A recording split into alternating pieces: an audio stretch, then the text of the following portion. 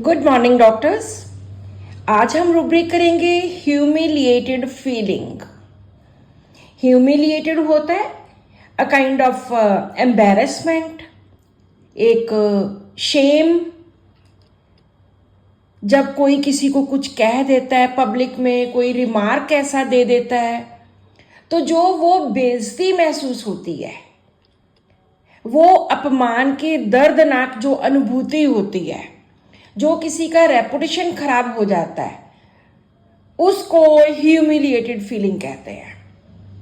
चाहे वो उसके अपने कारण हो, चाहे किसी के भी कारण हो, लेकिन किसी ने अपमानजनक कुछ ऐसा कह दिया, कुछ कर दिया, कोई रिमार्क ऐसा दे दिया पब्लिक में कि जो विक्टिम है वो स्टूपिड बन के रह गया, उसकी बेइज्जती हो गई, उसका अपमान हो गया।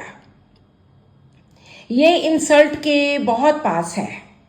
इंसल्ट में भी ऐसा ही होता है, लेकिन ह्यूमिलिएटेड फीलिंग जो है वो अपमान की ऐसी अनुभूति जो पेशेंट का रेपुटेशन, उसका जो समाज में, उसकी पब्लिक में उसकी जो प्लेस है, उसको खो देने वाला होता है। पेशेंट को लगता है कि मेरी समाज में जो पोजीशन थी वो खो गई है।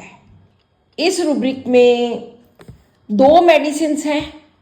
आरामकाओ, ये रेयर मेडिसिन है, और साथ में स्टेफिस एग्रिया, क्योंकि स्टेफिस एग्रिया को अपने मान सम्मान की बहुत ज़्यादा होती है, अपनी डिग्निटी की बहुत होती है। इतनी डिग्निटी होती है स्टेफिस एग्रिया में कि अगर बाहर लड़ाई हुई उसके साथ किसी की, तो ये बिल्कुल भी बोलता नहीं है। लड़ाई वो अंदर ही दबा के घर वापस आता है, और इतना ज़्यादा अंदर से टूटा होता है कि आते सारी ये बीमार हो जाता है।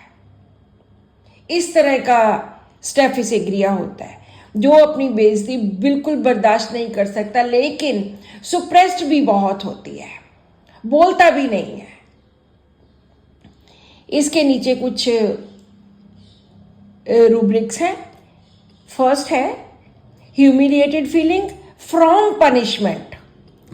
पनिशमेंट, सज़ा मिलने पर।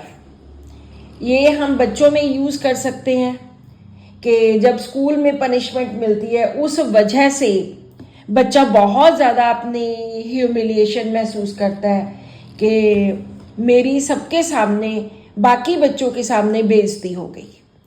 तो वहाँ पर एक ही मेडिसिन है, that is carcinosin. Next rubric है ह्यूमिलिएटेड फीलिंग रेप आफ्टर। किसी के साथ सेक्सुअल रेप हुआ है, कि बलात्कार हुआ है, तो उसमें भी पेशेंट खुद को इतना ज़्यादा बेइज्जत महसूस करता है कि इस सब की बहुत दर्दनाक अनुभूति होती है उसके अंदर, बेइज्जती की, अपमान की। तो यहाँ पर भी एक ही मेडिसिन है, दैट इज़ कार्सिनोसिन। एक और रूब्रिक है humiliated feeling after sexual abuse.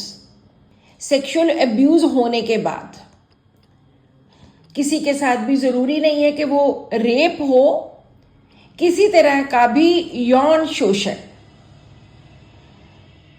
ये मेल्स के साथ भी हो सकता है, फीमेल्स के साथ भी हो सकता है। बहुत सारी हमारी रेपर्टरी में रूब्रिक है एलिमेंट्स के साथ रिलेटेड, रेप के साथ रिलेटेड।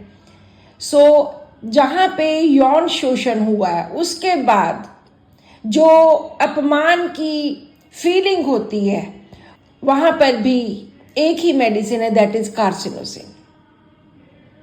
और इसी के नीचे है sexual abuse after shame from.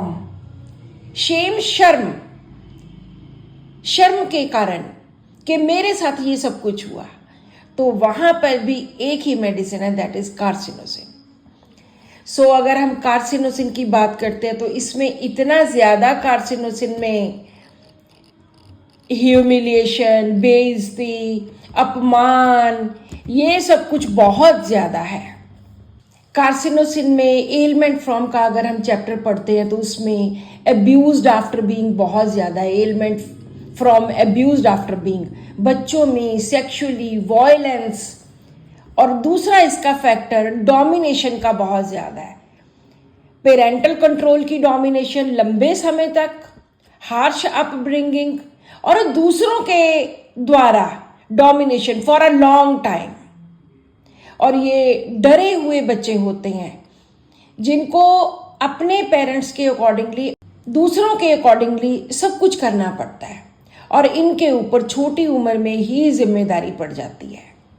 सो इस तरह से एलिमेंट फ्रॉम के चैप्टर में बहुत सारे ऐसे रीजंस दिए गए हैं कार्सिनोसिन के, आप उनको पढ़ सकते हैं। सो इन सभी ह्यूमिलिएटेड फीलिंग में, चाहे वो पनिशमेंट की वजह से, चाहे रेप की वजह से, चाहे सेक्सुअल एब्यूज की वजह से, चाहे शेम की वजह से, सभी तरफ से सिर्फ कार्सिनोसिन ही रह जाती है medicine. So this is all in today's rubric. Thank you.